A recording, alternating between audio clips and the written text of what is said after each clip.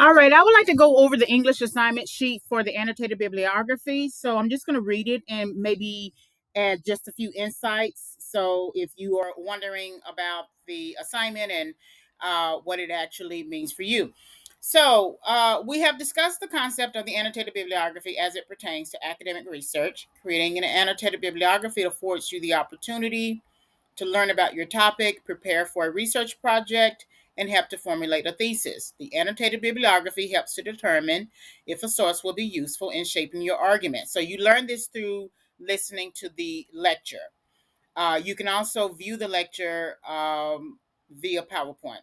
You will create an annotated bibliography for the personal statement to help you prepare for the topic of you, which involves understanding your academic plans and where you want to take yourself professionally.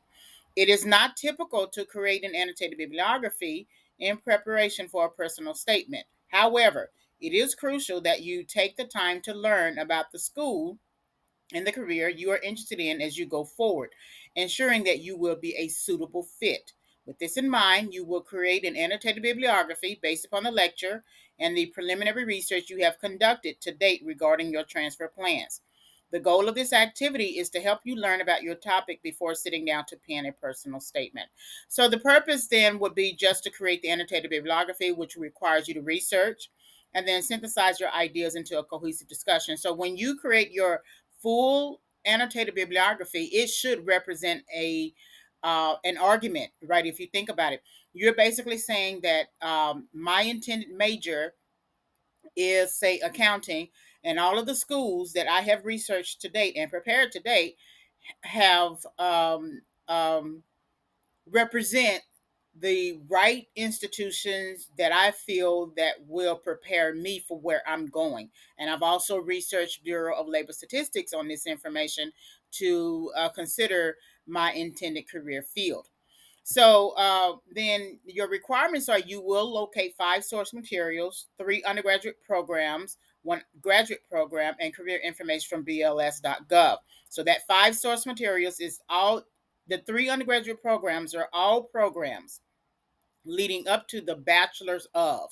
So it can be a bachelor's of arts, bachelor's of science, it could be a bachelor's of business administration, BBA, anything leading up to the bachelor's degree. That also could include the associate's program if you are completing an associate's program at the community college level. Regardless, undergraduate means anything leading up to the bachelor's degree and receiving a bachelor's degree in whatever major you majored in.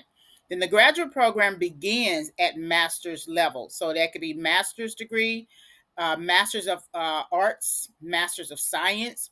That can be an MPH, master's, I think, of public health, an MBA, master's of business administration. It could be a PhD. It could also be a law school. Law school is considered a type of graduate school. It could be medical school. So one graduate program you must also include. And then career information from bls.gov. So that means you would move from the major, searching school information for the major, meaning that if your major is accounting, you would type in the word accounting. But if your intended career field is accountant, then you would type in accountant in the search box. And so that's your 5 total source entries. And there's a full document sample on eCampus under both lessons and assignments, and then also under tutorials with videos. Based upon the lecture, for each source, you will summarize, assess, and reflect. So you will summarize the main arguments of the source, including the topics covered. You will assess the source for its usefulness, determining if the information is reliable. This may be in contrast to the information provided by the school. And then lastly, you will reflect on the source, determining also if it is helpful and if you can use it within your research project.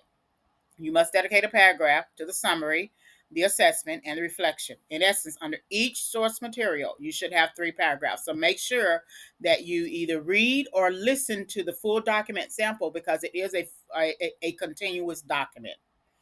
And then the rubric. The total points possible is 100. The word count for this activity is at minimum 750 words. So after a page, double spaces a page double space is usually 250 words. So this is a minimum of 750. You will meet your minimum even after the first or second entry.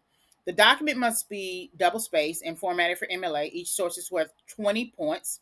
For any missing element of the annotated bibliography entry, I will subtract 5 points. You will not receive points for entries only. Entries only are defined as those reference sources without annotation. And so the due date would be October 30th for this, which is a Sunday. And then plagiarism, of course, please avoid plagiarizing work. If you know someone who's also in this class, make sure that even if you work together and talk and have a conversation about it, be sure that when you go to sit down to type out the document, that you are not sitting together. So this is the um, annotated bibliography assignment sheet. Take some time to look at the full document sample. Listen. There is the video aspect of it, as well as the printable. I mean the downloadable document. Again, this is the English assignment sheet. Transfer application annotated bibliography worth 100 points.